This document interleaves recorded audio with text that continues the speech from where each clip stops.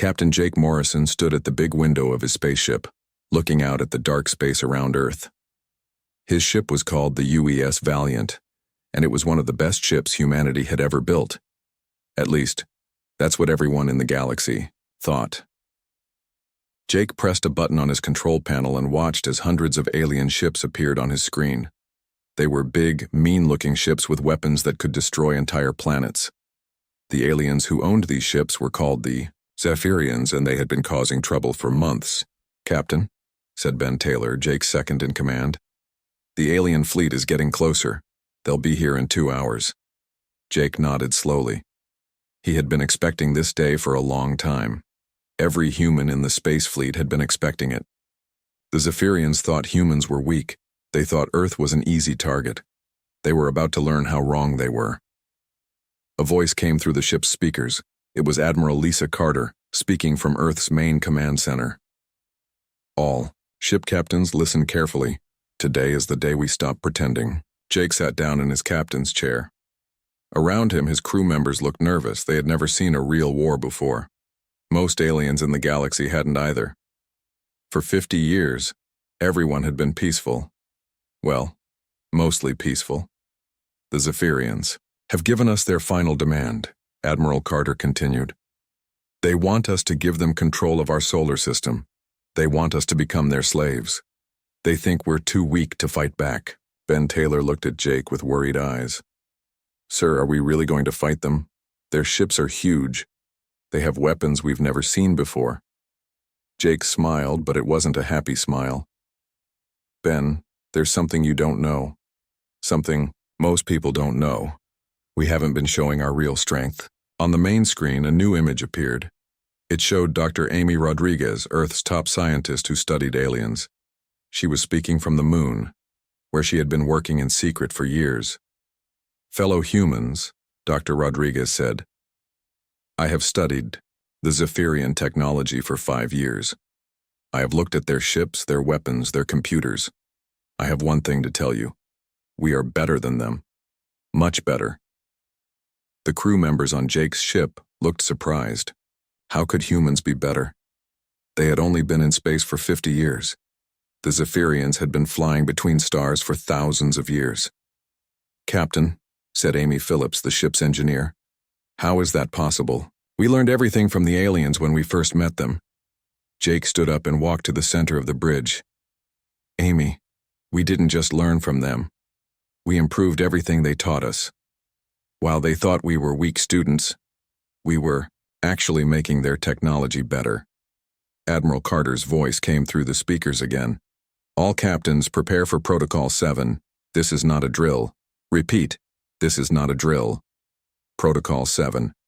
Jake had heard about it in secret meetings, but he had never seen it used. It was humanity's biggest secret. For 50 years, Earth had been building a real military force. Not the small, peaceful ships that other aliens could see. Real warships. Powerful warships. Warships that could change the balance of power in the entire galaxy. "Ben," Jake said, "contact the hidden bases. Tell them it's time." Ben pressed buttons on his control panel. "Captain, I'm getting responses from everywhere. Jupiter, Saturn, the asteroid belt, even outside our solar system. There are human ships everywhere." Jake nodded. "Now you understand. We've been preparing for this day since we first met the aliens. We hoped it would never come. We wanted to be friends with everyone, but some people only understand strength." On the main screen, the image changed to show President Helen Brooks. She was sitting in the White House, looking serious, but calm. "My fellow humans, and to all alien species listening to this broadcast, I have an important message." The president looked directly into the camera. "For 50 years, Earth has been a peaceful member of the galactic community. We have traded with you. We have shared our culture with you. We have learned from you. But most importantly, we have restrained ourselves." Jake watched as his crew members began to understand what was happening. They were realizing that everything they thought they knew about human military power was wrong. "We restrained ourselves because we believed in peace," President Brooks continued. "We showed you only a small part of our real capabilities because we wanted to fit in. We wanted to be good neighbors. We wanted to prove that a young species could be trusted. The alien ships were getting closer. Jake could see them clearly now through his window. They were impressive ships, but Jake no longer felt afraid of them. "But you have mistaken our kindness for weakness," the president said, her voice becoming harder. "You have mistaken our restraint for inability. You have decided that because we choose peace, we cannot choose war. You are wrong." Ben Taylor looked at his control panel with wide eyes. "Captain, I'm reading energy signatures from all over the solar system. There are ships powering up that I didn't even know existed." Jake smiled. "Ben, Earth has been building a real military for 50 years. We've been hiding it because we hoped we'd never need it. The ships you've seen before were just the ones we let everyone see." Amy Phillips spoke up from her engineering station. "Sir, I'm getting new orders from Earth Command. They want us to remove all the power limiters from our engines." "Power limiters?" Ben asked. Jake nodded. "Our ships have been running at half power for 50 years. We didn't want to show how fast we could really go. Remove the limiters, Amy." Amy pressed a series of buttons. Suddenly the ship began to hum with new energy. The lights became brighter, the engines sounded more powerful. Even the air felt different. "My God," Ben whispered. "How fast can we go, now?" "Faster than any ship in the galaxy," Jake replied. "And we're not the only ones. Every human ship is about to show its true power." President Brooks was still speaking. "To the Zephyrian Empire, and to all species who support them, I say this. We are removing our restraints. We are no longer hiding our strength. We are no longer pretending to be weaker than we are." The alien ships were very close now. Jake could see their weapons charging up, preparing to attack Earth's defenses.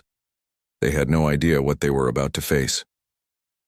"We gave you 50 years of peace," the president said. "We gave you 50 years of friendship. We gave you 50 years of restraint. You have chosen to see this as weakness. Now you will see what happens when we stop restraining ourselves." Jake looked around at his crew. They were no longer afraid. They were beginning to understand that they were part of something bigger than they had ever imagined. "All human ships," Admiral Carter's voice came through the speakers. "You are authorized to engage the enemy with full power. Show them what we've been hiding. Show them what restraint really means." Jake sat back in his captain's chair and smiled. The Zephyrians thought they were attacking a weak young species. Instead, they were about to fight the most dangerous military force the galaxy had ever seen. They just didn't know it yet. "Ben," Jake said calmly, "remove all weapon safeties. Amy, give me full power to all systems. It's time to stop pretending." The war was about to begin, and the galaxy was about to learn that humanity's greatest strength wasn't their technology or their weapons. It was their wisdom to know when to hold back and when to unleash everything they had. The Zephyrians had forced them to make that choice. They were about to regret it. The first human ship appeared out of nowhere, then another, then 10 more, then 100. Admiral Vexka of the Zephyrian Empire stared at his main screen in confusion. His intelligence reports had told him that Earth had maybe 50 warships. The screen was now showing him over 300 human vessels, and more kept appearing. "Where are these ships coming from?" he demanded from his second-in-command. "Sir, they're emerging from what we thought were asteroid mining stations. Our scans show massive energy signatures coming from Jupiter's moons. There are also ships rising from the surface of Mars." Admiral Vexka felt the first touch of worry. His invasion plan had been based on fighting 50 human ships, not hundreds. But Zephyrian ships were still larger and more powerful, or so he thought. Captain Jake Morrison watched from the bridge of the UES Valiant as the hidden human fleet assembled around Earth. Ships he had never seen before moved into battle formation. Some were sleek and fast. Others were massive and covered with weapons. All of them looked deadly. "Captain," said Ben Taylor, his voice filled with wonder, "I'm reading power levels I didn't know were possible. Some of these ships are putting out more energy than our entire fleet used to." Jake nodded. "Ben, meet the real human navy. The ships we've been flying were just the ones we let everyone see. These are the ships we built in secret." "Lieutenant," Colonel Ryan Bell was sitting in the cockpit of his fighter ship waiting for orders. He had been told that today he would finally get to fly his fighter at full power. For years he had been limited to half speed during training exercises. Other alien species might be watching, and Earth didn't want to show how fast human fighters could really move. "All fighter pilots," came the voice of Admiral Carter over the radio. "You are cleared for unlimited speed. Show them what human engineering can do." Ryan pressed his throttle forward. His fighter shot ahead so fast that he was pressed back into his seat. The speed indicator showed numbers he had only dreamed about. Around him, hundreds of other human fighters were doing the same thing. The Zephyrian pilots saw the human fighters coming and prepared to engage. They had fought human fighters before and knew they were decent but not exceptional. These fighters were moving twice as fast as any human fighter they had ever seen. "This is impossible," one Zephyrian pilot transmitted to his commander. "How are they moving so fast?" The answer came in the form of weapons fire. The human fighters opened fire at a range that should have been too far for accurate shooting. Their weapons were more powerful and more accurate than anything the Zephyrians had faced before. In 30 seconds, half of the Zephyrian fighter force was destroyed. Commander Kate Phillips was in charge of Earth's orbital defense platforms. For 50 years, other species had seen these platforms as simple missile launchers. They looked harmless enough, just basic defensive weapons to protect Earth from asteroids or small raiders. "Kate," came Admiral Carter's voice. "Remove all limiters from the defense platforms. Let them see what we really built." Kate smiled as she entered her authorization codes. Around Earth, dozens of platforms began to change. Panels opened to reveal massive energy cannons. Power cores that had been running at minimum capacity suddenly began drawing full power. What had looked like simple defensive stations were revealed to be weapons that could destroy capital ships. The first Zephyrian ship to get close to Earth was a heavy cruiser. It was 3 times the size of any human ship the Zephyrians had ever seen. The ship's captain was confident that his thick armor could handle anything the humans could throw at him. The orbital platform's main cannon fired once. The Zephyrian cruiser simply disappeared in a ball of light. Admiral Vexka watched his cruiser vanish and felt real fear for the first time. "How is this possible? Our intelligence said human weapons were inferior to ours." "Sir," his tactical officer replied, "our intelligence was wrong. These aren't the same humans we've been fighting, but they were the same humans. They had just stopped pretending to be weak." Chief Engineer Tony Rodriguez was working in the engine room of a massive human ship called the UES Thunder. This ship had been disguised as a cargo vessel for 20 years. Today it was revealing its true purpose as a heavy battleship. "Tony," came the voice of his captain over the intercom. "Give me everything the engines can handle. No more restrictions." Tony had been waiting for this order his entire career. He began bringing the ship's fusion reactors to full power. The engines that had been quietly moving cargo for decades began producing enough energy to power a small city. The Thunder accelerated toward the enemy fleet. To the Zephyrians, it looked like a simple cargo ship. They ignored it, focusing on what they thought were the real warships. The Thunder opened fire with weapons that had been hidden inside, fake cargo containers. Dozens of Zephyrian ships were destroyed before they realized what was happening. "How many ships do the humans have?" Admiral Vexka demanded. "Sir, we count over 500 now, and more keep appearing. Some of them were disguised as civilian vessels. Others were hidden inside what we thought were space stations. Sir, I think every human structure in this system might actually be a weapon." Admiral Vexka was beginning to understand that he had made a terrible mistake.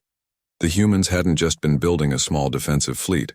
They had been building an entire secret military for 50 years. Captain Morrison received a message from Dr. Amy Rodriguez on the moon. "Jake, I'm sending you the real specifications for Zephyrian technology. Now that we're not pretending anymore, you should know the truth. Their ships are actually primitive compared to ours." Jake looked at the data and whistled softly. Human technology was better in every way. Faster engines, stronger shields, more powerful weapons, better computers. The humans had not only learned from alien technology, they had improved it beyond. "Recognition." "Ben," Jake said, "transmit this data to all human ships. Let everyone know what we're really fighting. The battle was not going as Admiral Vexka had planned. His massive invasion fleet, which should have easily conquered the primitive humans, was being destroyed ship by ship. The humans were fighting, with technology and tactics that were far superior to anything in the Zephyrian military. "Sir," his communications officer reported, "we're receiving a transmission from the human Admiral Carter. Put it on screen." Admiral Carter appeared on the view screen. She was an older woman with gray hair and calm eyes. She did not look like someone who was in the middle of a desperate battle. She looked like someone who was in complete control. "Admiral Vexka," she said, "I want you to understand what is happening here.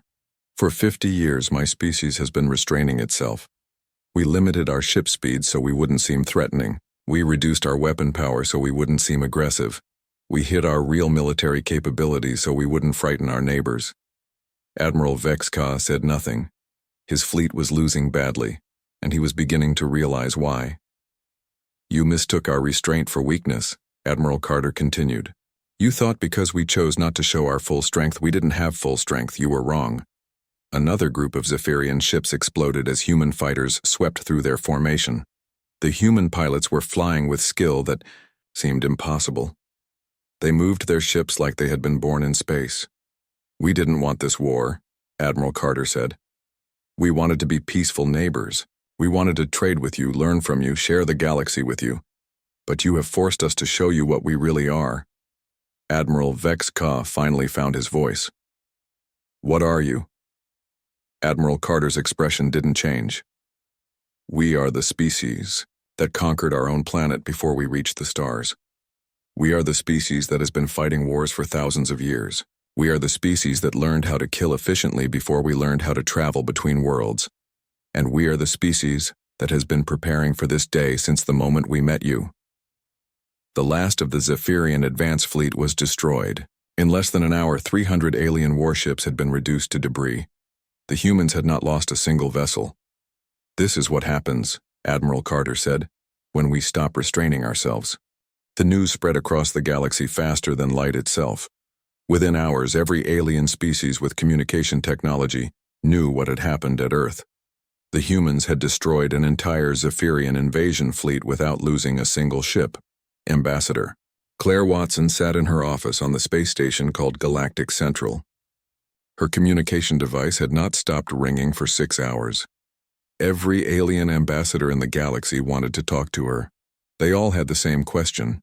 How had humans hidden such powerful military technology for 50 years? The first call came from her old friend General Marcus Stone of the Altarian Republic. The Altarians had been humanity's closest allies since first contact. They had shared technology, traded goods, and even fought together against space pirates. "Claire," Marcus said, his blue face showing confusion and worry, "we've been friends for 30 years. We've shared everything with each other. Why didn't you tell us about your real military power?" Claire sighed. She had been expecting this call. "Marcus, would you have slept well at night knowing that your best friends could conquer your entire republic whenever they wanted?" "But Claire, we trusted you. We thought we knew you." "You did know us, Marcus. That's exactly why we hid our strength. We knew that if you understood how powerful we really were, you would be afraid of us instead of being our friends." Marcus was quiet for a long moment. "So all this time, when we thought we were equals, you were actually much stronger than us?" "Yes," Claire said simply. "But we never wanted to use that strength. We wanted to be your friends, not your rulers." The second call came from the Crystalline Consortium, the most advanced technological civilization in the galaxy. Their scientist, Dr. Zarvel, appeared on Claire's screen. The crystalline beings looked like living glass, and their technology was considered the best in known space. "Ambassador Watson," Dr. Zarvel said, "we have analyzed the battle recordings from Earth. Your human ships use technology that we have never seen before. How is this possible?" Claire smiled sadly. "Dr. Zarvel, your people have been very generous in sharing your technology with us over the years. We studied everything you gave us. Then we made it better." "Better? How could you improve upon our designs?" We have been developing technology for thousands of years. Because we approached it differently, Claire explained. Your people developed technology for peace and exploration. Our people developed technology for war. When you combine peaceful technology with military thinking, you get weapons that are more powerful than anyone expects. Dr. Zarvel's crystalline body flickered with light, which Claire knew meant he was shocked. Are you saying that everything we taught you turned into weapons? Not everything, Claire said. But we looked at every piece of technology and asked ourselves, how could this be used in a fight? Your people never asked that question because you are peaceful. We asked it because we are human. Meanwhile, Captain Jake Morrison was leading a human fleet deeper into Zephyrian space. The aliens had regrouped after their defeat at Earth and were preparing for another attack. But now they knew they were not fighting weak humans. They were fighting something much more dangerous. Admiral Vex Ka, who had barely escaped the destruction of his fleet, was now in command of the Zephyrian Home Defense Force. He had called in every favor and alliance his empire had. The Void Stalkers, mysterious aliens who lived in dark space, had agreed to help. The Machine Collective, artificial intelligences that controlled a dozen star systems, had also joined the fight. We cannot let these humans spread across the galaxy, Admiral Vex Ka told his new allies. They are too dangerous. If they are allowed to grow stronger, they will conquer everything. The Void Stalker commander, a being that looked like living shadow, agreed. These humans fight like the ancient warrior races. They must be stopped before they decide to expand their territory. But the Machine Collective had been studying the battle recordings more carefully. Their leader, a computer intelligence called Prime Unit, had reached a different conclusion. Analysis complete, Prime Unit announced. Human military capability. Assessment. Extreme. Probability of victory against humans. Less than 3%. Recommendation. Avoid conflict with humans at all costs. Admiral Vex Ka was angry. You cannot be serious. They are just one small species. We represent dozens of worlds and billions of beings. Incorrect, Prime Unit replied. Humans are not just one species. Analysis of their battle tactics shows influences from thousands of years of warfare. They have studied every form of combat known to their species. They have then applied this knowledge to space warfare. Result: most efficient military force ever documented. The Void Stalker commander was more confident. We have been fighting in space for longer than humans have existed. We will teach them fear. But when the combined alien fleet met Captain Morrison's forces, they learned the same lesson the Zephyrians had learned. Humans were not like other species. They did not just fight to win, they fought to end fights permanently. Colonel Susan Hayes was leading the first human ground assault on a Zephyrian colony world. The aliens had expected human soldiers to fight like other species, with honor, following rules, giving their enemies chances to surrender. Human soldiers did not fight that way. Move fast, hit hard, end it quick, Susan told her troops. These aliens have been enslaving other species for centuries. We're not here to be fair. We're here to win. The human soldiers moved through the alien defenses like they were not there. They used tactics that no other species had ever developed. They attacked from directions that should have been impossible. They used weapons that seemed to come from nowhere. The Zephyrian commander on the planet sent a desperate message to his superiors. The humans do not fight like civilized beings. They fight like wild animals, but they are smart wild animals. They are planning every move. They know exactly what they are doing. Within 6 hours, the entire planet had surrendered.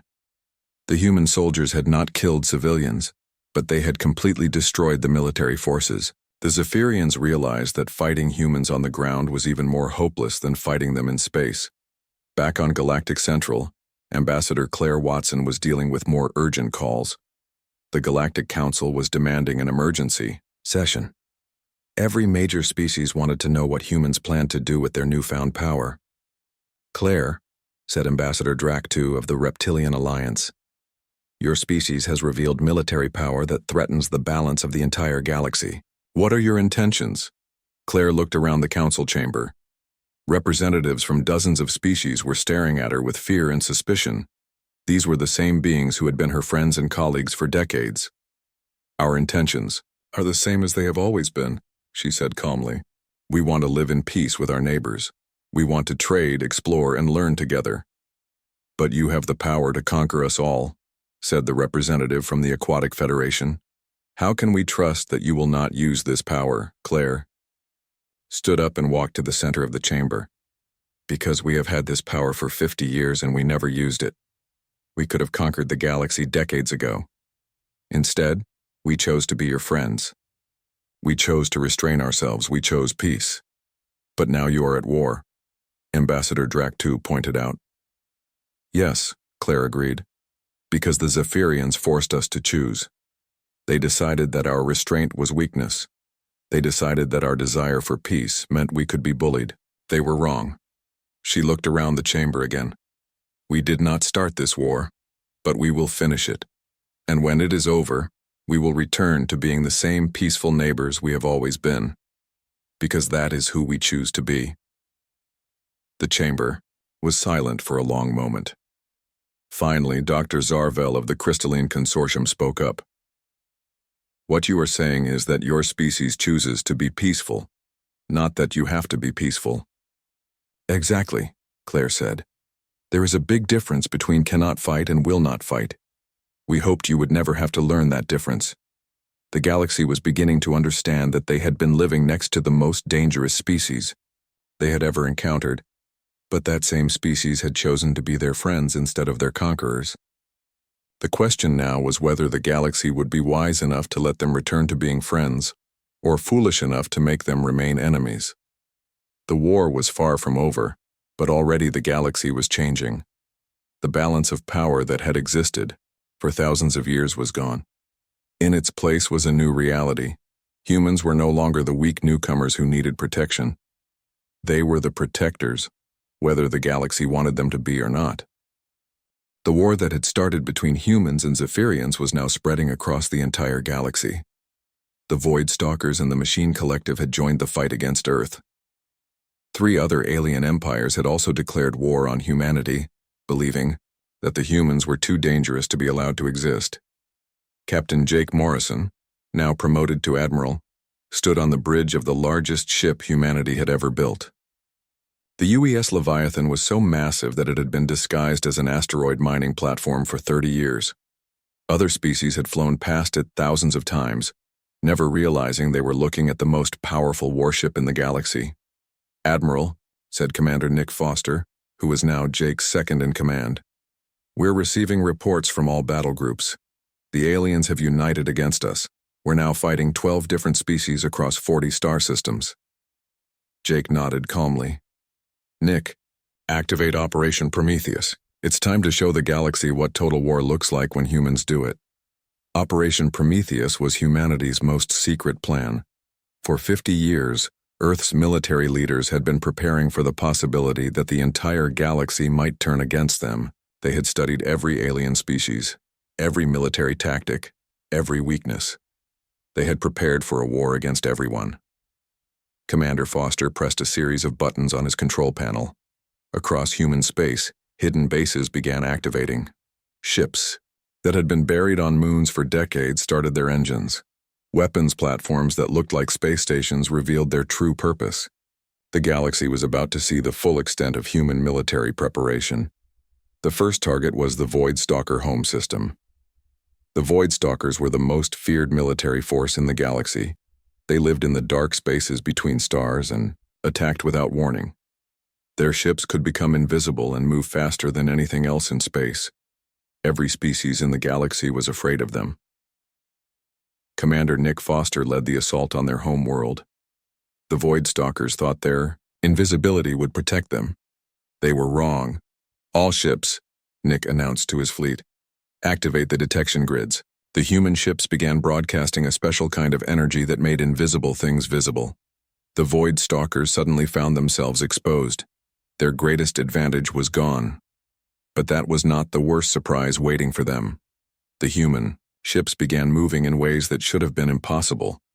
They were using gravity manipulation technology that Earth had developed in complete secrecy. The humans could change direction instantly, accelerate faster than physics should allow, and even stop in space without slowing down. The Void Stalkers, who had terrorized the galaxy with their superior speed and stealth, found themselves outmaneuvered. At every turn, their ships were faster than anything they had ever fought before, but the human ships were faster still. How are they doing this? The Voidstalker commander transmitted to his fleet. No species has technology this advanced. Answer came in the form of weapons fire. Human ships opened fire with weapons that bent space itself. The Voidstalker ships, which had armor designed to stop energy weapons, were torn apart by attacks that twisted reality around them. In 4 hours, the Voidstalker home system was completely conquered. The species that had frightened the galaxy for centuries was defeated by humans who had been pretending to be weak explorers. Meanwhile, Dr. Elena Martinez was coordinating Earth's research efforts from a secret base hidden inside Saturn's rings. She was watching as human forces engaged the Machine Collective, artificial intelligences that controlled 12 star systems. Dr. Martinez, said her assistant, Dr. Noah Parker, the Machine Collective is trying to hack into our computer systems. Should we activate our defenses? Elena smiled. Noah, let them try. They're about to learn something interesting about human-computer technology. The Machine Collective had been confident that their artificial intelligence would give them an advantage over biological species.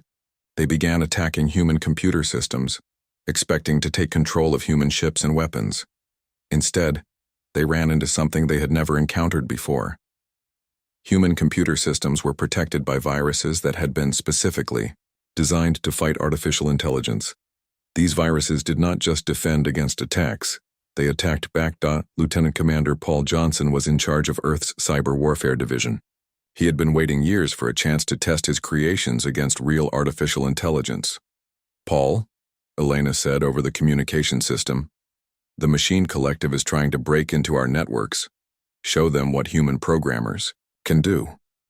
Paul activated his cyber weapons.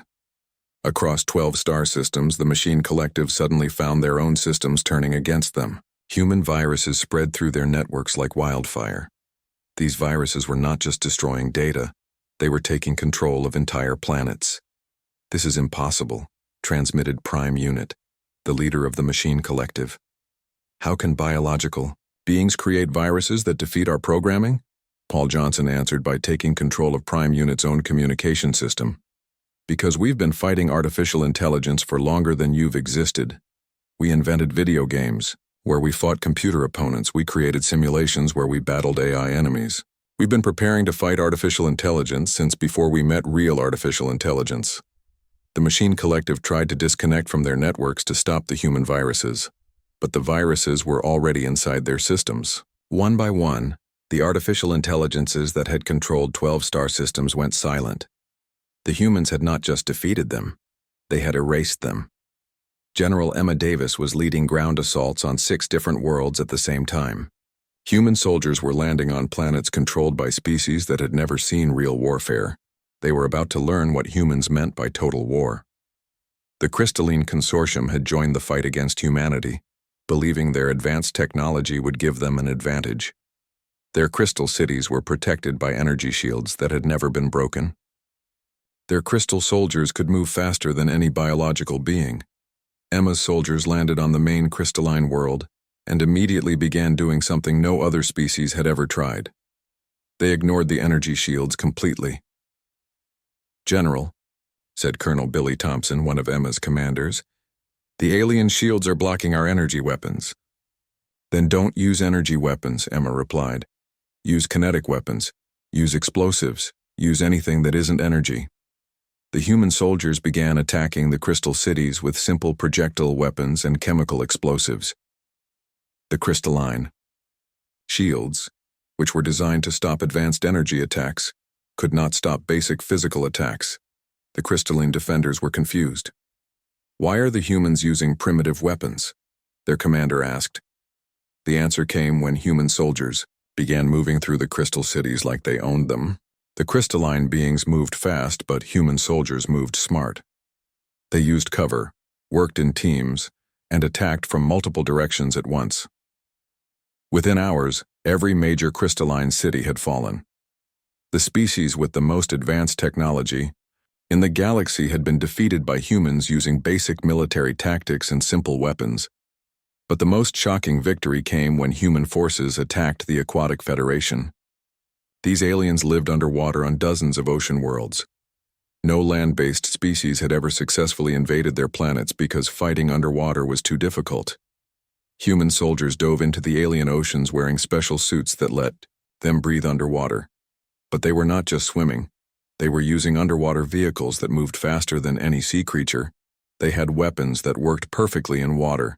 They had tactics designed specifically for underwater combat. The Aquatic Federation defenders were amazed. How do land creatures know how to fight in water better than we do? The human commander answered over the communication system. Because we came from the water originally. We learned to fight on land, in the air, in space, and underwater. We learned to fight everywhere because we never knew where we might need to fight. Admiral Carter watched from Earth as reports came in from across the galaxy. Human forces were winning every battle. Not just winning, they were completely destroying enemy forces without taking significant losses. "Admiral," said her aide, "we're receiving surrender requests from 8 different species. They want to negotiate peace terms." Admiral Carter shook her head. No negotiations. They chose to make this a war of extinction. They wanted to destroy humanity because they thought we were too dangerous. Now they'll learn what dangerous really means. The galaxy was learning that humans did not just fight wars. They ended them. Permanently. The war was over. It had lasted exactly 6 months and 14 days. Across the galaxy, the species that had united against humanity were either completely destroyed or had surrendered unconditionally. The Zephyrian Empire no longer existed. The Voidstalkers were extinct. The Machine Collective was nothing but empty computer shells floating in space.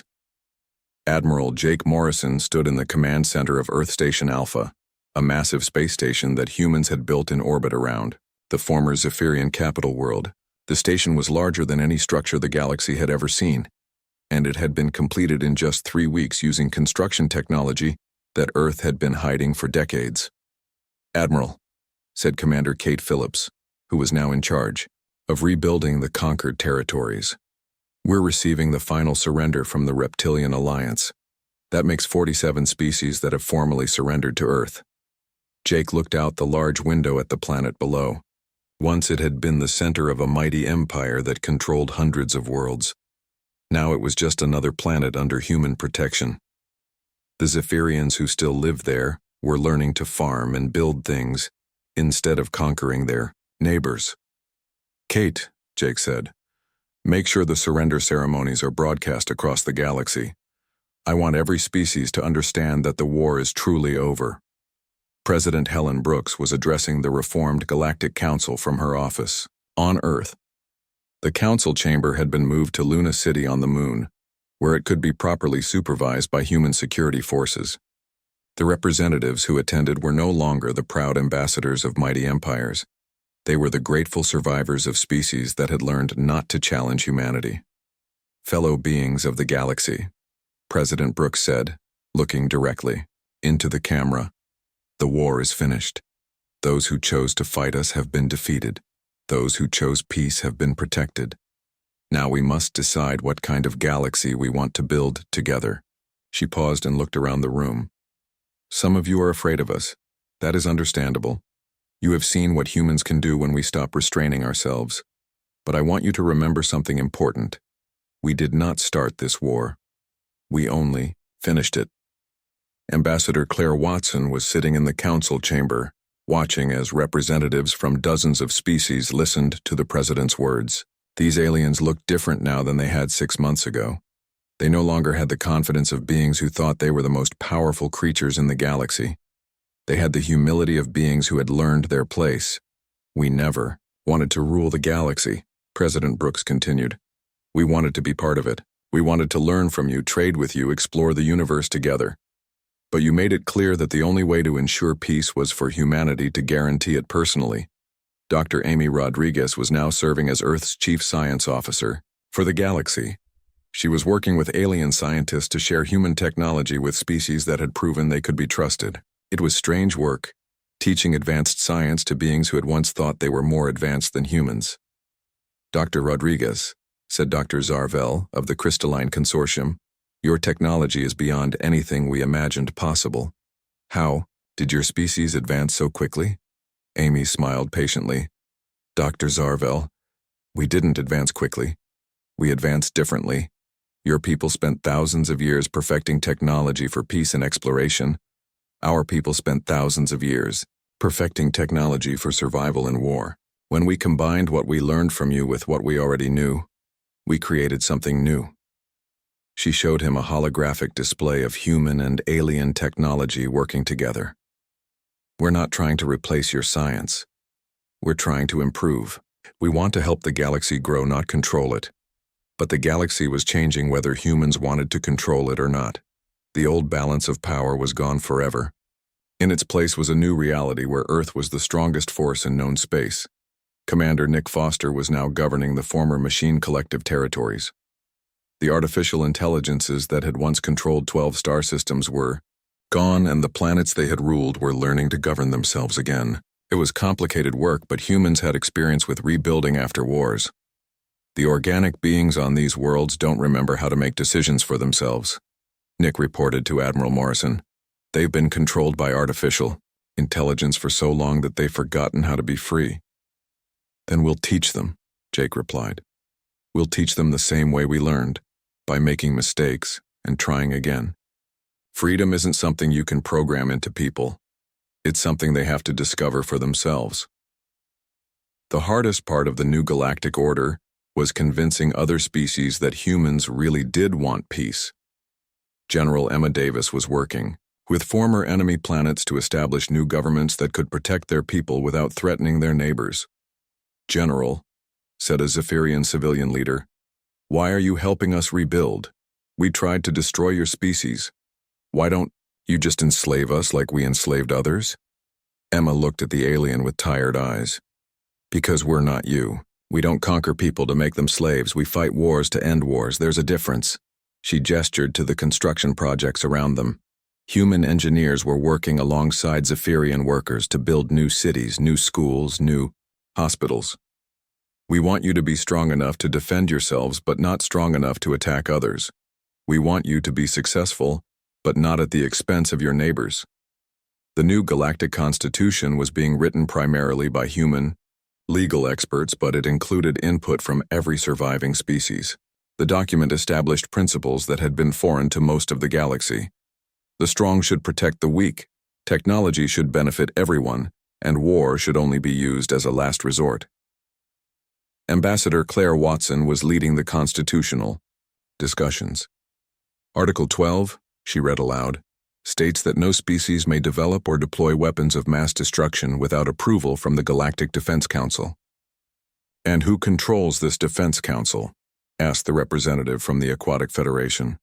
Earth does, Claire replied honestly, because Earth is the only species with the power to enforce these rules. But Earth will not use this power unless someone tries to start another war. Dr. Elena Martinez was establishing new research centers throughout the galaxy.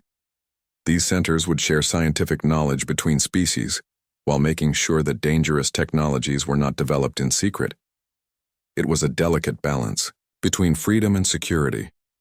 Dr. Martinez asked a young alien scientist, will humans share all of their technology with us? Elena considered the question carefully. We will share technology that helps people live better lives. We will not share technology that helps people end lives more efficiently. Some knowledge is too dangerous to spread freely. The final message that defined the new galactic order came from Admiral Carter in a speech that was broadcast to every inhabited world in known space. People of the galaxy, she said, Earth warned you that we were restraining ourselves. We hoped you would understand. That restraint was a choice, not a weakness. You forced us to show you the difference between choosing not to fight and being unable to fight. She paused and looked directly into the camera. Now that you know what we're capable of, we can return to our preferred state. Restraint. But this time that restraint will be respected. This time you will understand that when humans choose peace, it's because we are strong enough to choose war, but wise enough to avoid it.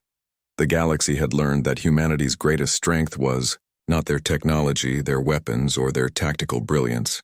It was their wisdom to know when power should be used and when it should be held back. Years later, historians would write that the human war was the shortest and most decisive conflict in galactic history. But they would also write that the peace that followed was the longest and most prosperous era any species had ever known. The galaxy had tried to test human restraint and learned that it was not a limitation. It was a gift. A gift that humanity had chosen to give to their neighbors for 50 years. When that gift was rejected, humanity had shown the galaxy what life would be like without it. Now, with restraint restored and properly respected, the galaxy could finally achieve the peace that humanity had always wanted to share.